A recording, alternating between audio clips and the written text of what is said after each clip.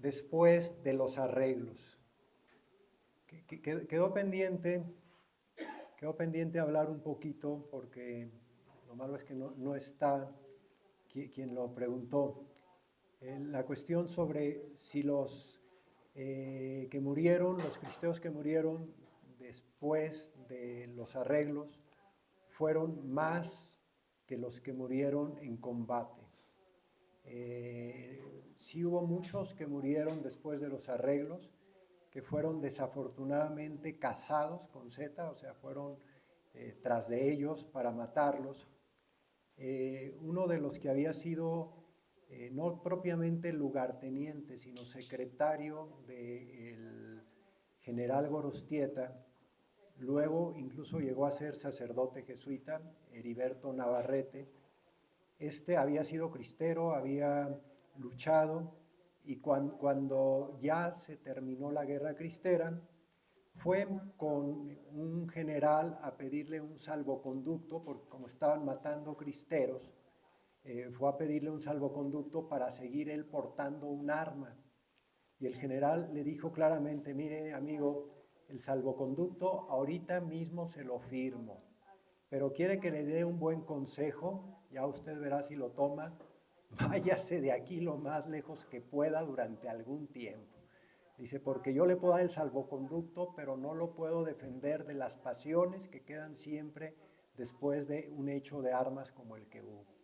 Y efectivamente a muchos cristeros pues los mataban porque pues querían vengarse de ellos, o porque eran personas que podían en algún otro momento volver, por la influencia que tuvieron en el primer momento, volver a levantar en armas a parte de la población, o simplemente por venganza, por lo que fuera, pero no fueron tantos en número. O sea, después de la guerra cristera y en un periodo muy largo, o sea, no todos inmediatamente, en un periodo de casi 9 años, que todavía siguió habiendo este tipo de revanchas, periodo en el que los cabecillas se escondieron todo lo que pudieron, porque sobre todo iban buscando a los que habían encabezado el movimiento.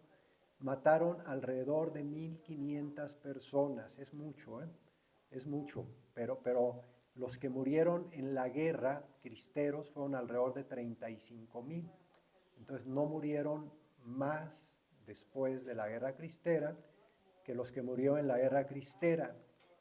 Y no todos de estos que murieron después fue como la mayor parte, pues porque los pescaban en su casa y los mataban, o los agarraban cuando iban caminando de un lugar a otro y los mataban, sino porque se habían levantado en la segunda, que lo vamos a ver después. Es decir, algunos de ellos los mataron, sí, pero otra vez estaban en hechos de armas. Lo digo de ningún modo para disculpar a los que lo hacían, pero se entiende más por qué los mataron. Entonces, el primer punto que quiero que mencionemos es este que se llama 29 meses de tregua. Después de los arreglos, ya en los primeros días, sí mataron a algunos de los que habían sido cristeros, pero no fueron tan descarados como lo fueron después de estos 29 meses. El mismo gobierno de Portes Gil, y posteriormente Portes Gil fue relevado por Pascual Ortiz Rubio, intentó llevar las cosas de un modo distinto. Se le fueron poco a poco devolviendo propiedades y templos a la iglesia. Los obispos que tenían mucho celo apostólico, por ejemplo, Monseñor Guízar y Valencia, se dedicaron a una evangelización, podríamos decir a discreción, que se la pasaban hasta la 1 de la mañana confesando y dando clases de catecismo, en lo que le llamaba él misiones. Y entonces, ¿qué ocurrió? Lo que ocurrió es que la iglesia, hubo como podríamos decir, resurgir después de 3 años en los que casi no había habido culto de ningún tipo, ni privado ni público. Entonces le empezó a ir muy bien a la iglesia. Y esto les empezó a preocupar a los enemigos de la iglesia. Entonces les empezó a preocupar a los enemigos de la iglesia. parecería que se les estaban dando más facilidades de las que se habían pactado, y algunos de los radicales enemigos de la Iglesia, como el gobernador de Veracruz, el gobernador y cacique de Tabasco, pues como que empezaron a poner trabas, sobre todo a través de las leyes. Y las leyes que ya Calles en su momento había exigido, volvieron a surgir, pero con muchísima más virulencia. Por ejemplo, ¿se acuerdan que les había dicho de la ley que en 1918 permitía un sacerdote por cada 5,000 en Jalisco? Pues en 1931, en julio, el gobernador de Veracruz, Adalberto Tejeda, que había sido secretario de Gobernación con Calles en el momento peor de la persecución, establece una ley que permite un sacerdote por cada 100,000. O sea, un sacerdote por cada 100,000. De forma que en todo el estado, que era un estado que tenía 1,300,000 habitantes, con 3 diócesis, había solo 3 diócesis entonces en Veracruz, no se iban a permitir más que 13 sacerdotes católicos. Entonces, aquel florecimiento que se había como comenzado, empezó a haber muchas catequistas, empezó a haber muchas escuelas. En algunos estados, como pues también los gobernadores o eran católicos disfrazados o cuando menos no tenían nada en contra de la Iglesia Católica, en algunos estados se hacían de la vista gorda para la cuestión de que los religiosos intervinieran en la educación, pero en otros estados había una verdadera persecución para que ningún religioso, y no hubiera en ninguna escuela una insignia religiosa. Si en alguna escuela había un crucifijo, había una imagen de la Virgen de Guadalupe, embargaban las casas. En todo esto, a través de las disposiciones legales, fue como estrangulando nuevamente la vida de la Iglesia. Querétaro, que era un estado que en ese momento tenía un poco menos de 400,000 habitantes, hay una ley que permite un sacerdote por cada 200,000 habitantes. Entonces, nada más les permiten 2 sacerdotes al estado de Querétaro. Estamos hablando de entre 1931 y 1936. Es un periodo más o menos amplio. Entonces, ¿qué ocurre en ese momento? Y además se suma que un secretario de Educación Pública que se llamaba Narciso Bassols empieza a explorar la posibilidad de que se incluya en los libros de texto y dentro de los programas de educación primaria la educación sexual a una edad precoz. Entonces eso horroriza a los padres de familia y empieza a haber muchas inquietudes de por qué cedimos las armas, por qué no estamos luchando hasta que se consiga quitar a un gobierno que lo único que quiere es extirpar la religión católica, porque así se interpretaba. Esta ocurrencia de Narciso Bassols no fue apoyada ni por los masones. Hasta los masones la descartaron. De hecho, el expresidente ya en ese momento, Ortiz Rubio, dijo: qué ocurrencia, o sea, como diciendo, esto no lo quiero tampoco para mis hijas, o sea, qué ocurrencia. Y a Narciso Bassols lo que hicieron es, le dieron un cargo distinto en otra secretaría y lo quitaron de secretario de Educación Pública. Pero todo eso iba como alimentando el deseo de muchos de volverse a levantar en armas. Aquí viene nuevamente el papel de Roma, que me preguntaban. Roma, a partir de los arreglos, se dedicó a recordar que las armas no eran el camino. Esto les molestaba muchísimo tanto a los que habían tomado las armas como a los que querían tomarlas de nuevo. Pero Roma no cambió su postura de que las armas no eran el camino, y en septiembre de 1932 el Papa, que ya había publicado, si se acuerdan, en 1926 una primera encíclica sobre el tema de México, dedica una segunda encíclica donde hace sobre todo dos cosas.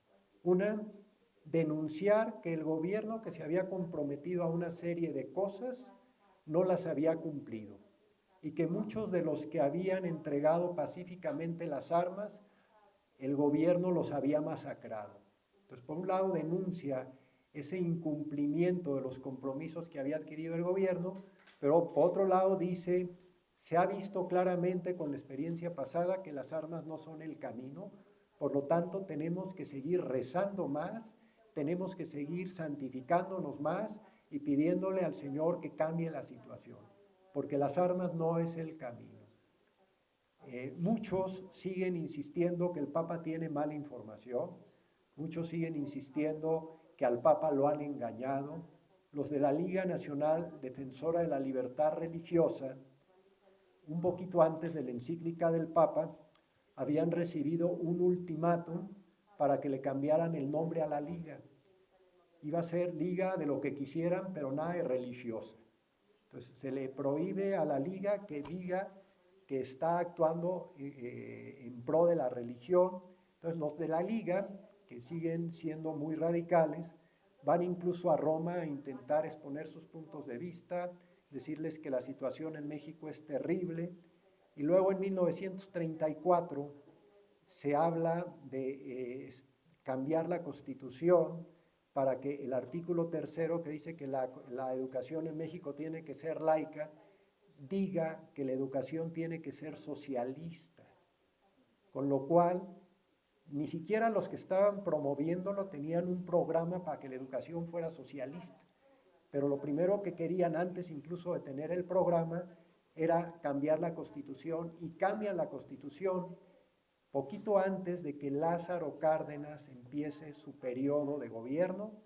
En octubre, él lo empieza en 1 de diciembre del 34.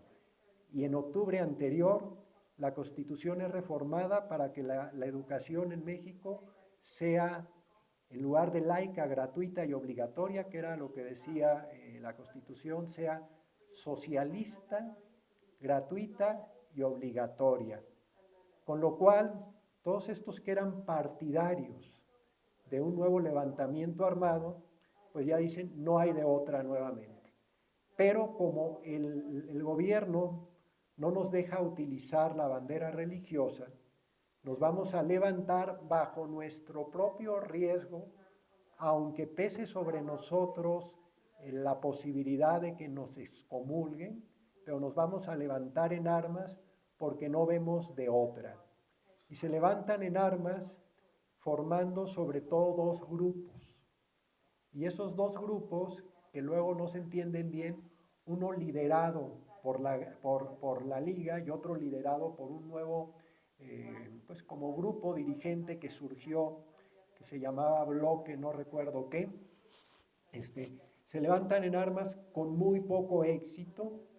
No se le llama la Segunda Cristera, porque ellos mismos quisieron que no se le llamara la Segunda Cristera, porque ellos mismos no tenían permiso de usar la bandera religiosa. Digamos que fue un movimiento condenado desde el principio, porque no tenía respaldo popular como el primero. Al principio se levantó muchísima gente, pero ahora fueron sobre todo algunos inconformes, y uno de los dos movimientos, no el de la Liga, sino el otro, llegó incluso a situaciones que son propias de grupos terroristas, que no viene al caso, para no desprestigiarlos más, mencionarlas, pero tuvieron poco éxito. Esto fue lo que se llamó la Segunda. La Iglesia se vio en una situación de persecución legal terrible en 17 estados del país.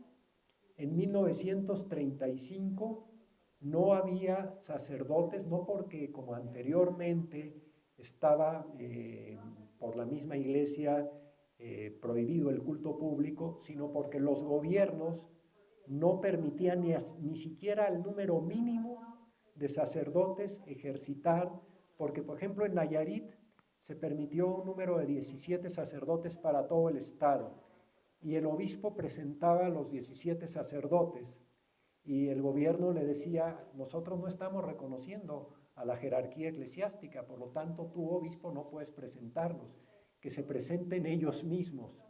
Entonces llegan los que el obispo había designado, o sea, porque sí tenían que elegir a quiénes.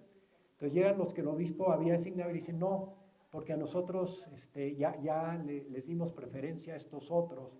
Entonces, pues esos otros sí ejercían en contra de su propio obispo, y eran los que permitía el gobierno. Entonces, 17 estados del país, Veracruz, Tabasco, Nayarit, no recuerdo ahora los otros, Zacatecas creo que era otro, estaban virtualmente sin poder tener misas ni sacramentos.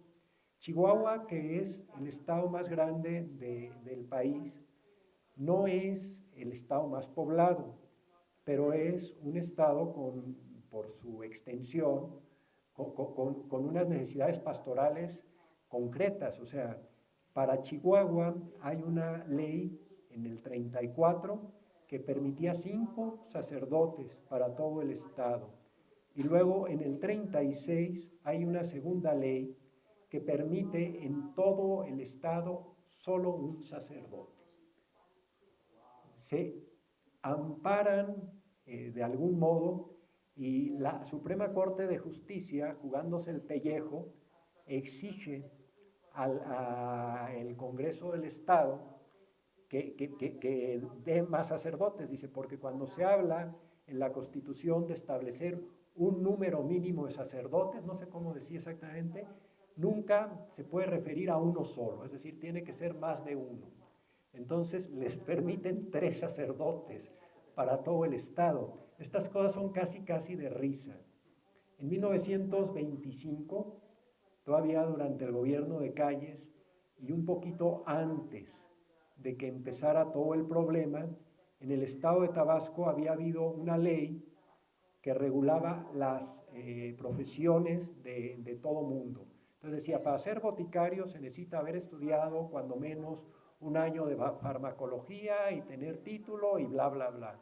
Para ser ingeniero se necesita haber estudiado 4 años en una universidad, tener título y bla, bla, bla. Y luego, para ser ministro de cualquier culto religioso, se necesita primero ser tabasqueño de nacimiento.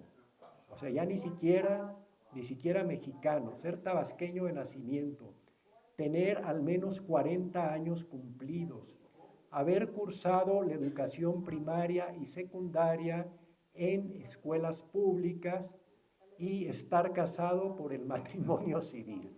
Con eso, en Tabasco quedaron excluidos los sacerdotes de culto católico legalmente entre 1925 y 1938.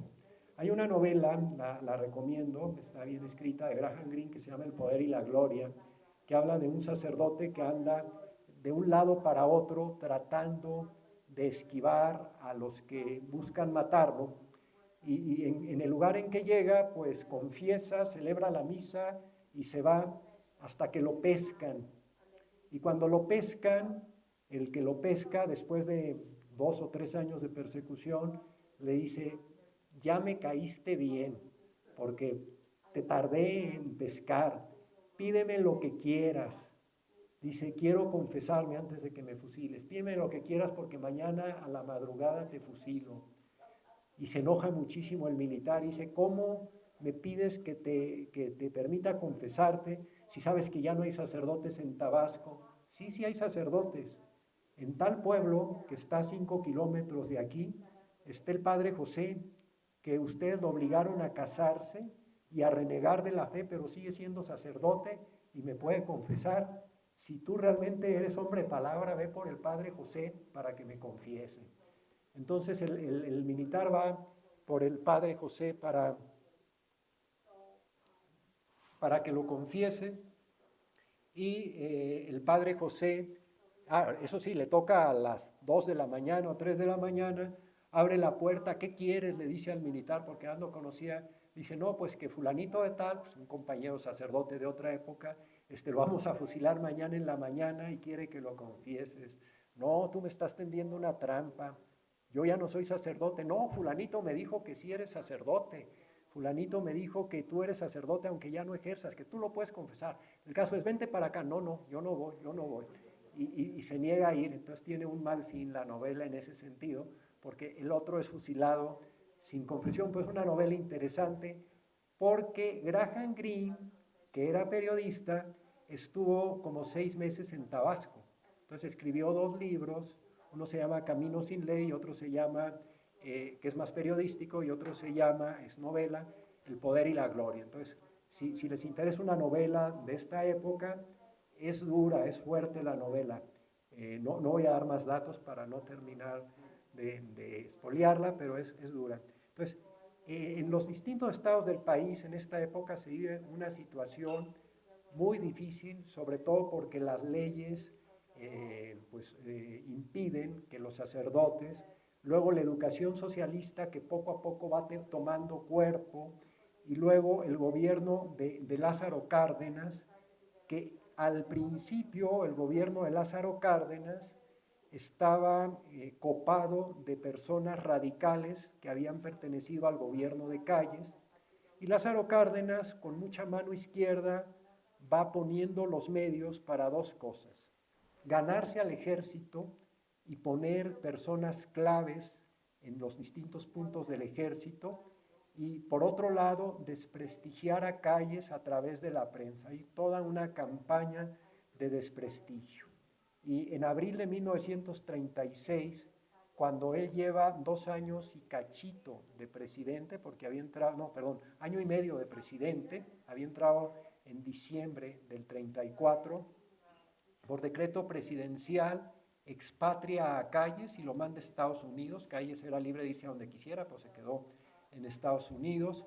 Y después de eso, además de que expatria a Calles, expatria a otros 4 de sus principales colaboradores, empieza a poner gente más cercana a él, pero gente que de todas maneras era no muy partidaria de la iglesia, sobre todo porque eran socialistas, y viene, podríamos decir, una segunda circunstancia muy difícil para la iglesia, que es convivir con gobiernos de carácter socialista, pero que ya directamente no la persiguen.